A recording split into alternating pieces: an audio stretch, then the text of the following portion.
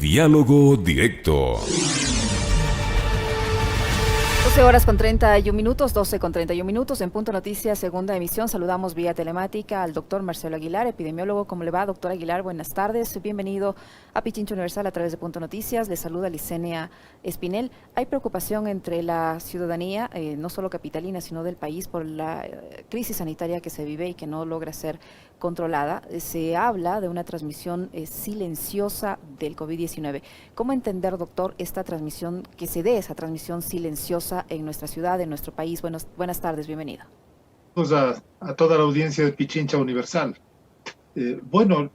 Esta denominación que se ha dado de transmisión silenciosa significa simplemente que el sistema de vigilancia epidemiológico no está diagnosticando de forma adecuada, no hay un esfuerzo de búsqueda razonable para el momento epidemiológico que vive el país, y por eso muchas de las infecciones que están ocurriendo no se detectan.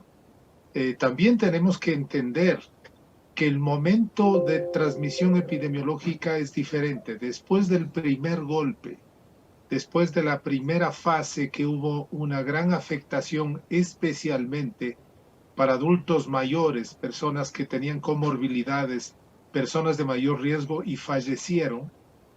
Luego, las siguientes fases va a haber una transmisión más intensa en grupos de personas más jóvenes, en grupos de niños, en grupos que están incorporándose en la actividad y que tienen actividad habitual. Entonces, los jóvenes, los niños tienen infecciones inaparentes, infecciones sintomáticas o infecciones muy leves que no son diagnosticadas. En ese momento, ese grupo de población más joven va a estar dispersando de forma sistemática la transmisión. En consecuencia, el momento exigía que haya una respuesta sanitaria de fortalecer el sistema epidemiológico para detectar la mayor cantidad de infecciones asintomáticas. ¿Por qué no están ocurriendo tantos casos graves? Porque las personas más expuestas y más susceptibles ya fallecieron.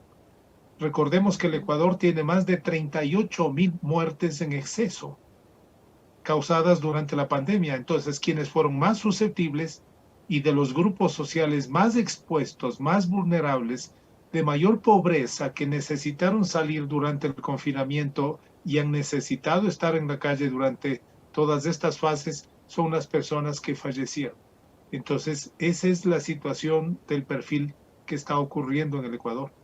Ahora, el propio Ministerio de Salud, doctor Aguilar, ha reconocido que hay un número de pacientes asintomáticos considerable y que esto ha incrementado en las últimas semanas y está relacionado con la eliminación de las restricciones en cuanto a la movilidad. Si los pacientes asintomáticos o presintomáticos son los que están transmitiendo ahora el virus mayormente, ¿qué hacer frente a esta realidad? Pues si son asintomáticos, obviamente esa persona no sabe que porta el virus y sigue contagiando a otras, a su entorno, a todas las personas con las que se relaciona. Esta falta de diagnóstico que usted dice, debe corregirse y debe empezar ¿por dónde? El primer elemento es entender cuál es el escenario epidemiológico que tenemos en este momento.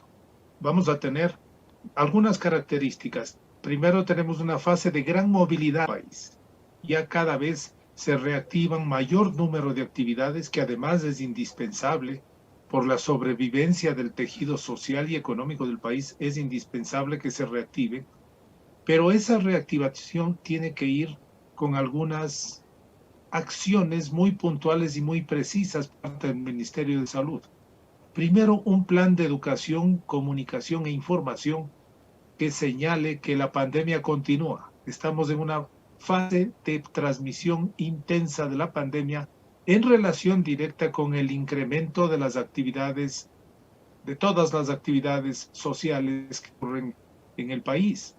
Luego, el sistema de vigilancia epidemiológico debe tener la capacidad de detectar las infecciones, de aislar las infecciones y de controlar esos brotes. Eso es fundamental, porque si sabemos que tenemos infectados en este momento, tenemos que aislarlos para reducir el riesgo de transmisión. De ese modo contenemos, evitamos brotes, evitamos epidemias y no le ponemos al país en riesgo de llegar nuevamente a una cuarentena, que sería desastroso para el país.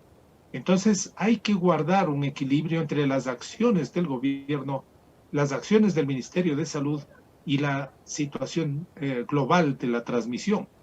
El otro elemento que es importantísimo es que si tenemos cada vez más asintomáticos que están infectados y están transmitiendo, ellos deben estar usando mascarillas. Tienen que estar usando mascarilla de forma rigurosa. Este es uno de los elementos de mayor protección. Si uno sale en zonas de Quito, especialmente en zonas de transporte público, en mercado, en zonas populosas, hay mucha gente sin mascarilla. En muchas zonas del país, yo he estado mirando en la provincia de Tungurahua, en la provincia de Bolívar, hay zonas en donde casi nadie usa mascarilla. Entonces, es momento de hacer algunos ajustes en el manejo pandémico y el uso de la mascarilla tiene que ser obligatorio para todas las personas. Son los elementos fundamentales para poder reactivar, de a poco reactivar y tomar también las limitaciones pertinentes como se han propuesto para las festividades de fin de año, a fin de que no lleguemos a sobrepasar las capacidades de los servicios de salud y tener epidemias que obliguen a tener cuarentenas. Ese es un equilibrio delicado, pero que tiene que ser trabajado con mucha responsabilidad y conocimiento. Doctora Aguilar, las investigaciones internacionales señalan que el número de pacientes asintomáticos puede duplicar hasta triplicar las cifras que las autoridades sanitarias reportan oficialmente. ¿Esto puede estar ocurriendo también ya aquí?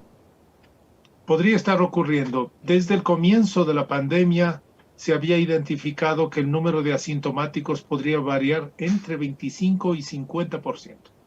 Entonces, para saber eso y para poder contener una situación de esta naturaleza, tenemos que tener encuestas epidemiológicas en personas sintomáticas que buscan los servicios de salud y en asintomáticos de población abierta.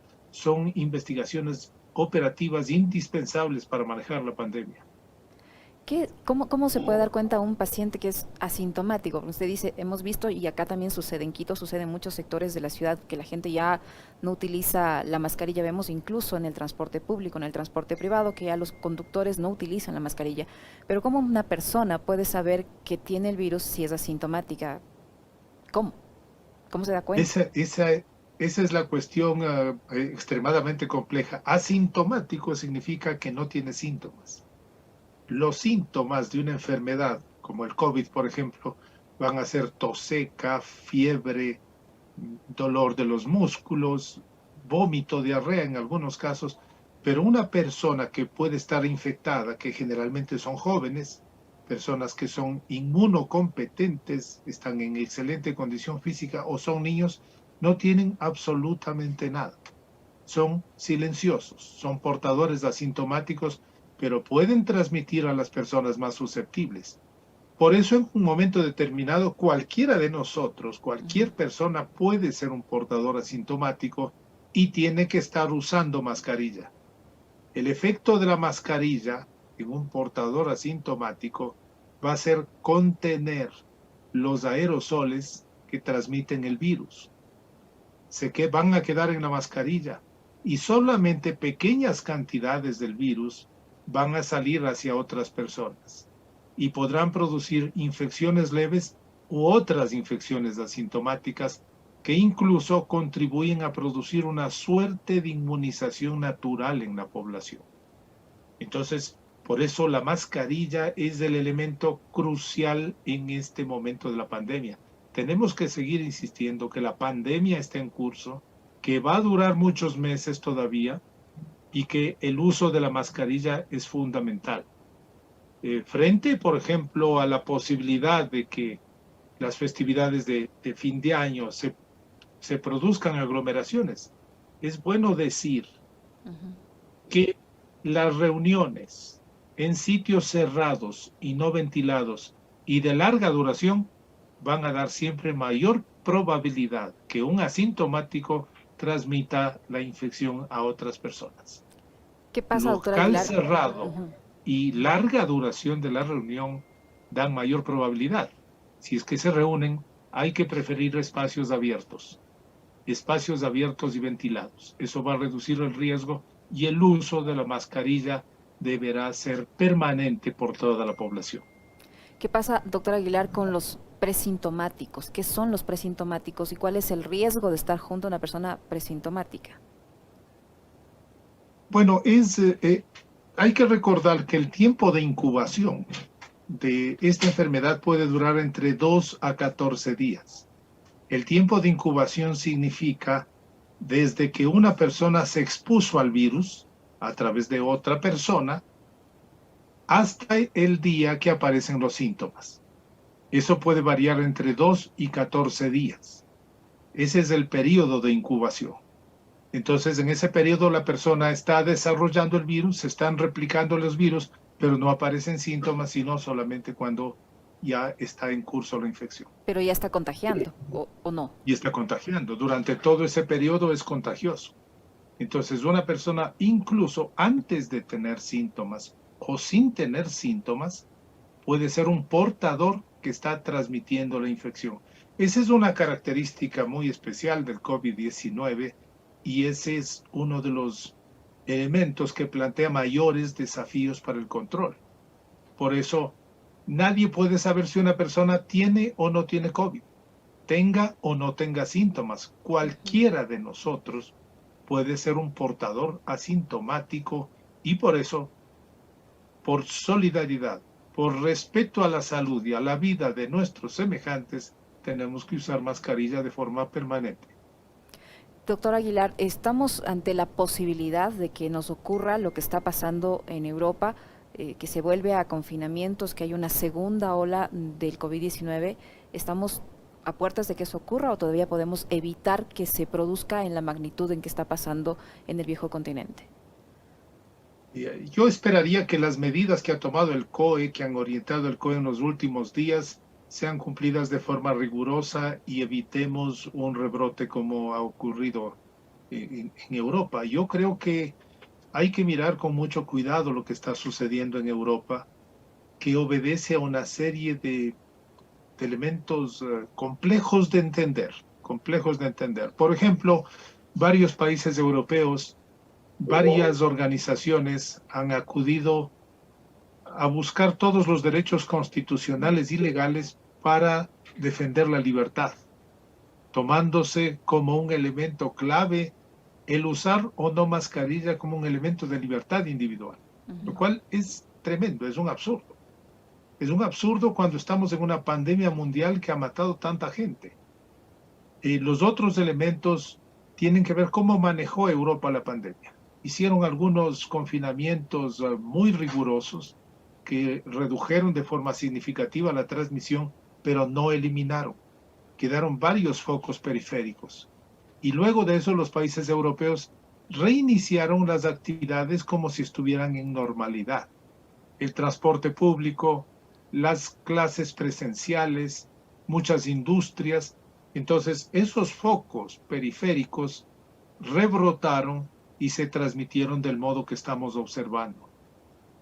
Una lección que hay que aprender es que la reactivación de actividades económicas tiene que ser paulatina, progresiva y selectiva.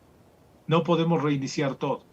Por ejemplo, ahora yo he visto que la Organización Mundial de la Salud dice que como derechos humanos tenemos que hacer clases presenciales.